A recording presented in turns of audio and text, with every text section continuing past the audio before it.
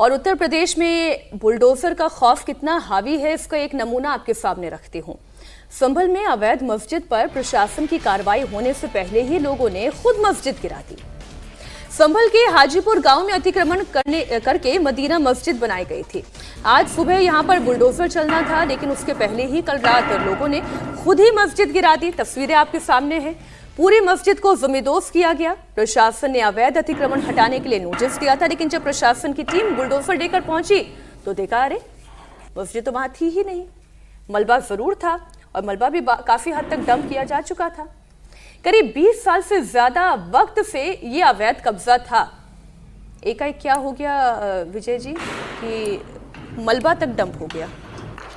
अच्छी बात है, यदि सरकार के खौफ से यदि कोई अतिक्रमण हट रहा है, उससे एक तो फायदा ये होगा कि कोई कम्युनल टेंशन नहीं हुआ जी। मान लीजिए फिर बुलडोजर चलती और फिर वो मस्जिद का हिस्सा गिराया जाता, अवैध हिस्सा या पूरी मस्जिद, तो फिर एक कम्युनल टेंशन होने की बात होती है। तो ये एक तो मैं समझता हूँ कि बेहतर काम हुआ है कि यदि जिन लोगों ने भी किया है, पहले अवैध थी उसको कैसे बनाया गया वो तो अलग इशू होगा, उस पर फिर से चर्चा करें क्योंकि अवैध तो इतने बनते रहते हैं, लेकिन उसको कर लेना मैं समझता हूँ एक सामाजिक समझदारी का काम भी है जी। और ये यदि इसको प्रशासनिक तौर पर देखें तो यूपी में योगी सरकार का खौफ भी है कि भाई उस खौफ की वजह से कि वो बुलडोजर चलता फिर वहाँ पर टूटता, उससे पहले उन्होंने उस मस्जिद को गिरा दिया, अवैध निर्माण को गिरा दिया।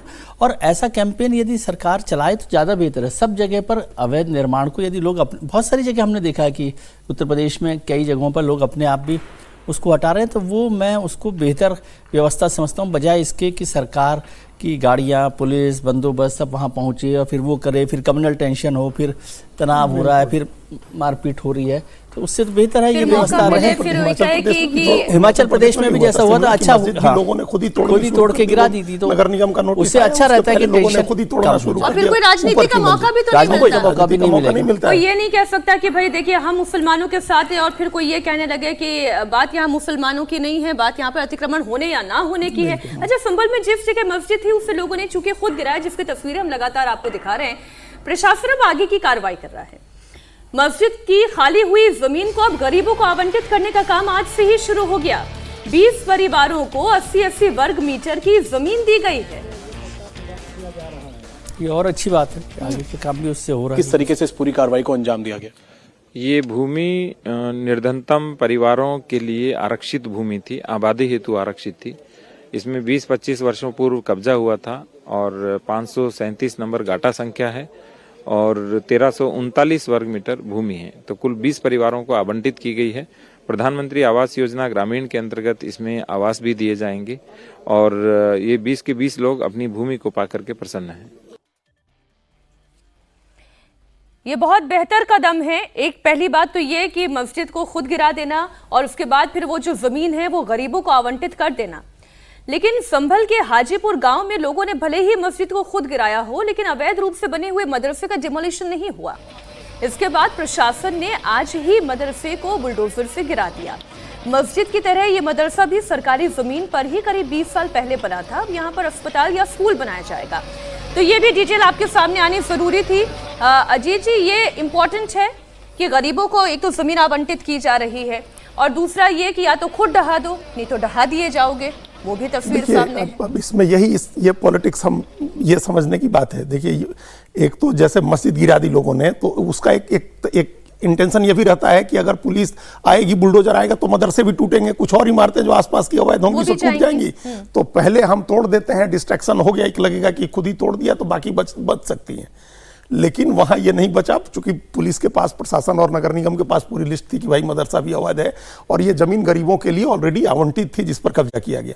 अब आप याद करिए, इसी तरह से लखनऊ में और बड़े पॉश इलाके में जमीन ऐसी अवैध अतिक्रमण हटाया गया, वहां इमारतें बनाई गई और 700 से ज्यादा फ्लैट मुख्यमंत्री योगी आदित्यनाथ ने गरीबों को दिए, उसकी चाबियां सौंपी गई उन फ्लैट्स की। तो ये एक बेहतर इस्तेमाल हो रहा है। इसका मतलब ये है कि एक प्लानिंग के तहत ये काम हो रहा है। ये रैंडम एक्ट नहीं है कि आप अचानक उठे और कहीं जाकर बुलडोजर चला दिया। ये रैंडम एक्ट नहीं है।